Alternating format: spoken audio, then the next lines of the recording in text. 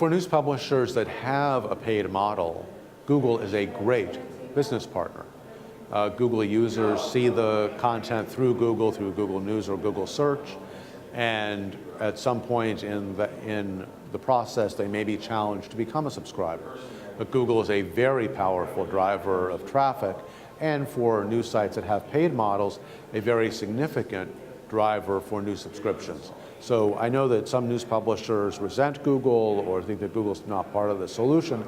Once they have a paid model, I think they'll feel very differently about Google, and they'll feel that Google is much more friend than enemy. I think it's really now clear that it's very hard for news organizations to function simply on advertising revenue, whether it's their print news organizations or online only news organizations. That online advertising is great, but it's not going to pay all the bills. And for a lot of news brands, we think that some percentage, say 10% of monthly unique visitors, would be very willing to pay for premium access to the content for those brands for which they have a real affinity. And that could have a very significant impact on the profit and loss of some of these news operations.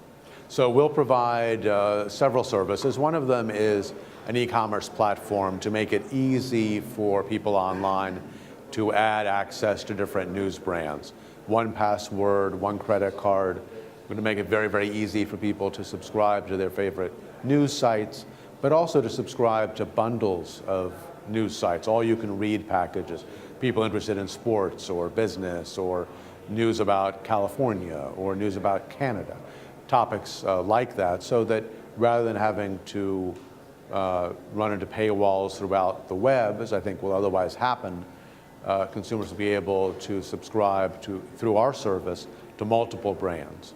We'll also try to represent news publishers in their discussions with some of the newer devices like the e-readers to try to get news publishers better terms than they've gotten so far.